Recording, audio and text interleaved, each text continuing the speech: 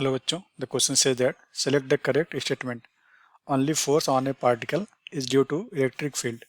And the options are: a charged particle always moves along the electric line of force.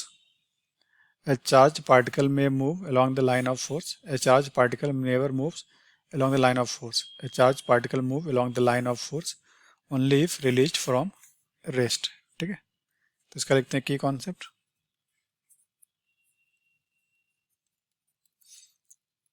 ये हो जाएगा electric force on A charge placed in uniform electric field.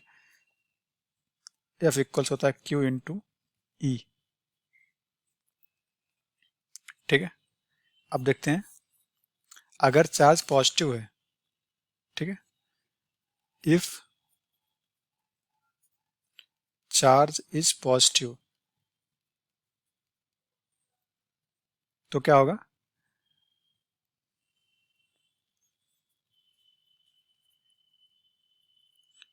Direction of force is along electric field E. ठीक है, लेकिन अगर charge negative हो जाए, if charge is negative, तब क्या होने वाला है? तो देखिए डायरेक्शन ऑफ फोर्स क्या हो जाएगा. देखिए एफ इक्वल्स क्यू ई है तो माइनस क्यू ई बन जाएगा.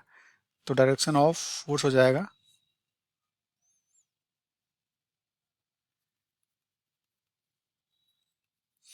इस अपोजिट हो जाएगा, अपोजिट टू ई हो जाएगा. अब ऑप्शन देख के चेक करते हैं.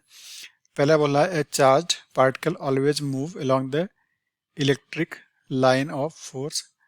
ये गलत है क्योंकि जो है चार्ज नेगेटिव होगा तो अपोजिट मूव करेगा. सेकंड बोला है charge may move along the line of force. ठीक है, ये मे सही है. ठीक है, अभी इसको थर्ड चेक करते हैं पहले.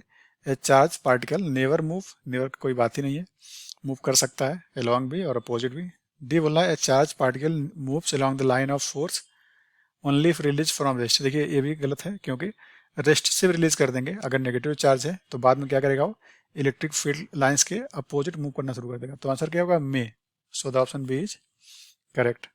Hope you understood it well. All the best.